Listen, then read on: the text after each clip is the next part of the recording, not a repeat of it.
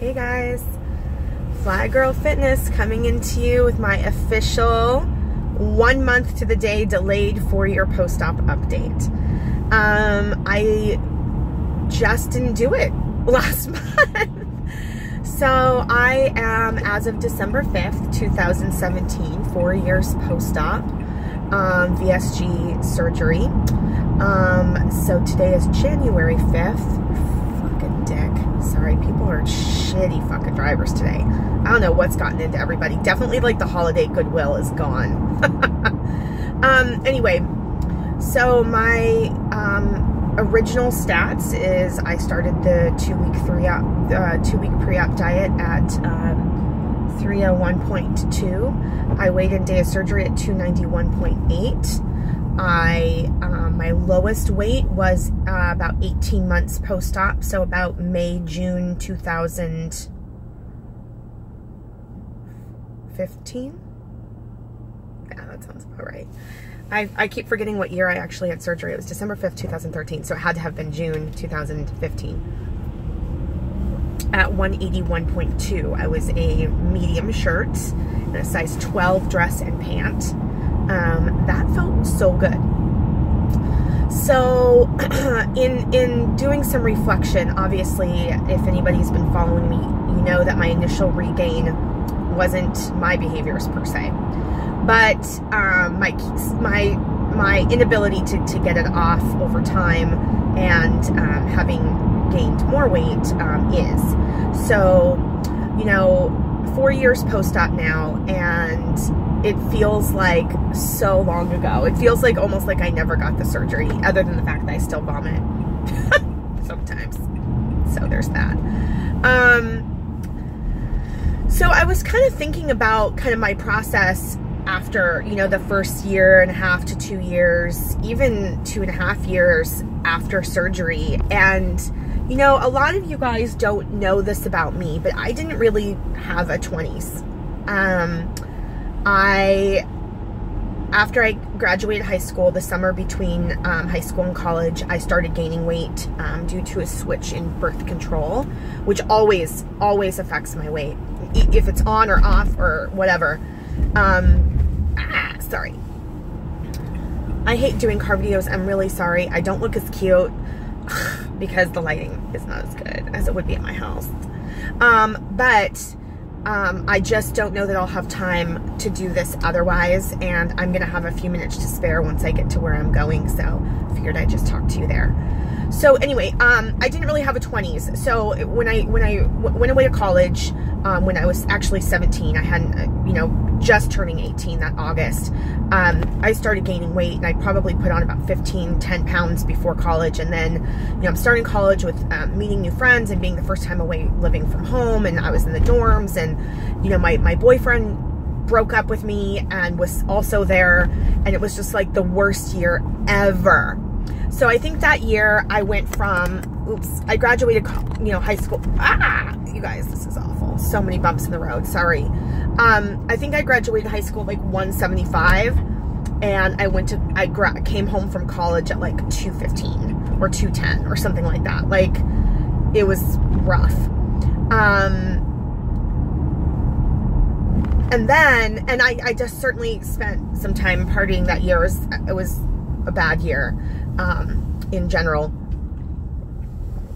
but then I came home and I was like on academic probation, and, you know, I transferred up to Portland and started going to school there, and moved back home, which was a hellish, horrendous, trying experience. Don't get me wrong, I'm very close with my family, but at the time there was just a lot of what the actual fuck. Sorry, some guy ran a red light and almost hit me, so, but I'm okay now. Fuck. Why are people so weird? This is what happens that when I do a car video, is that, like, I have to pay attention, so I'm talking to you, but I'm also paying attention, which means that I'm getting, like, kind of road rage, right? I mean, normal stuff. Also, there's road work, so we'll see how this pans out here. Okay.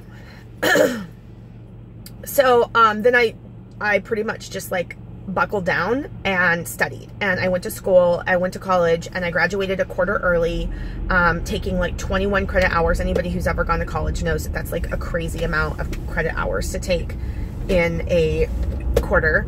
And, oh good, there's a parking spot up there if I can't find one here, which it looks like I will not.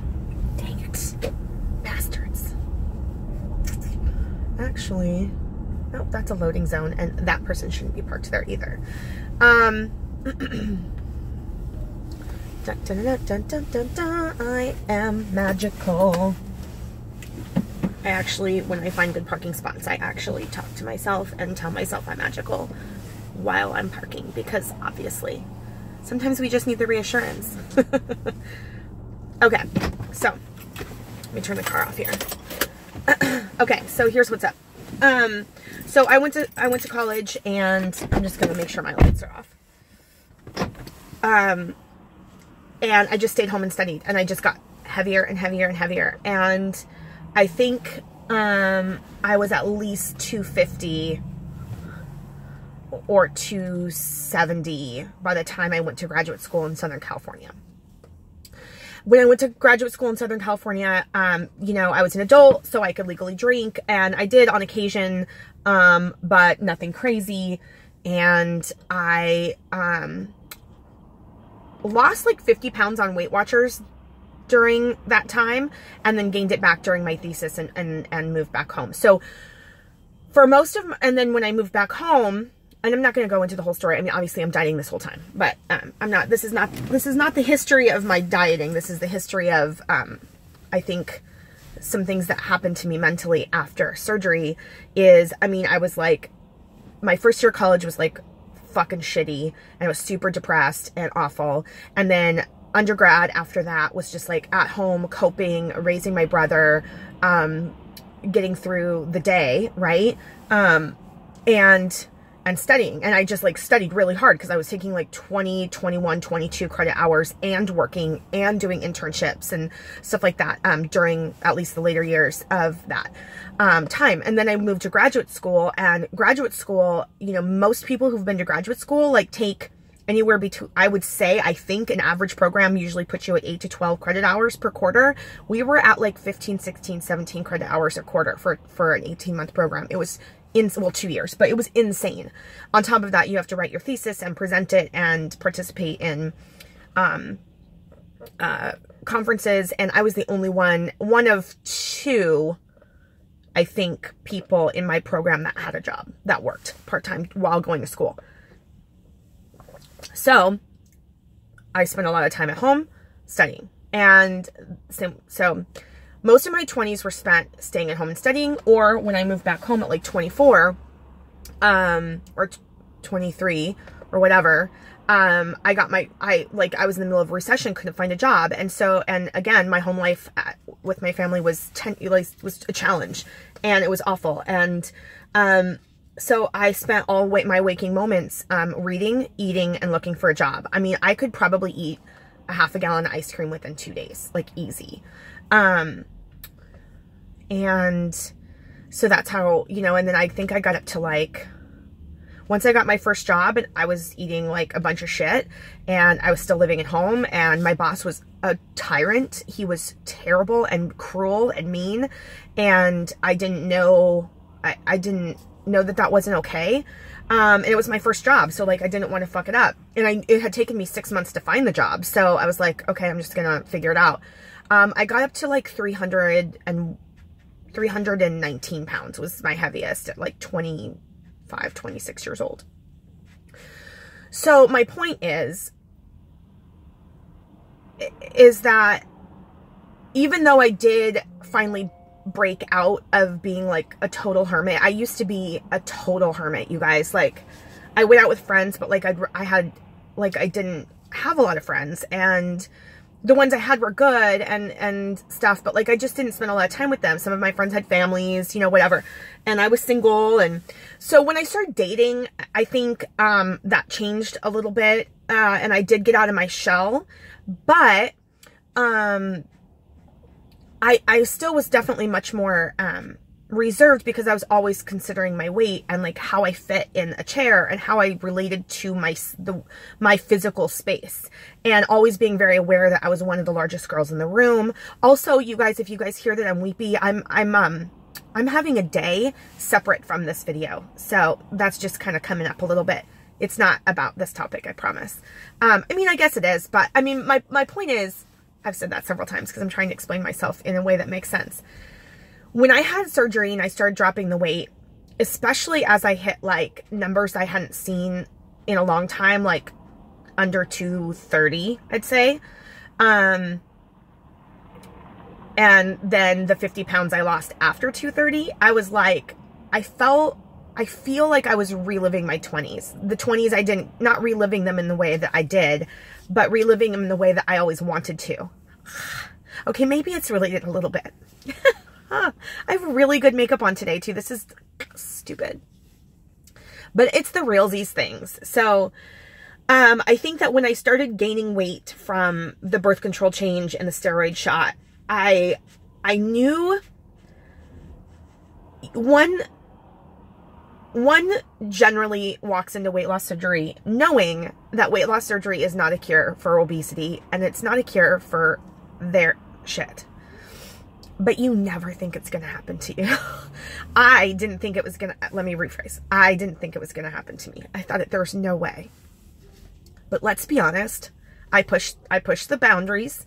I knew that I was doing that before I even started gaining weight. But I was still in the honeymoon period, and we all have that. And, you know, if I had to do it over again, I'd definitely do it differently. But, in some ways, because in other ways I wouldn't have made the friends I made, and I wouldn't have had the fun I had. I wouldn't have had the experiences. So it's like, would I trade it? I don't know. I can't live in that space. But, I do know that things have gotten a little out of control the last 2 years. A little bit sometimes with food, and for sure in the last year and a half with alcohol. So, that's kind of my general 4-year update in terms of where I'm at right now and kind of how I experienced that initial weight loss. And then I just kind of went like no holds barred, because I felt so much freedom in being smaller and being able to just move around my physical space in a different way. It was beyond a big deal to me. So where am I at now? So I weighed in January 2nd. I never weigh in January 1st because it's always a big brunch and mimosa day for me. And I actually only gained, I thought it was 7, but I redid the math. It was actually only 6 pounds in 2017, which I think in 2016, in 6 months, I was up like 25 pounds. And then in 2015, sorry. And then 2016, I gained like another 20 pounds. And so, you know, I'm up 54 pounds from my lowest. Let's be honest. I am at 235.8.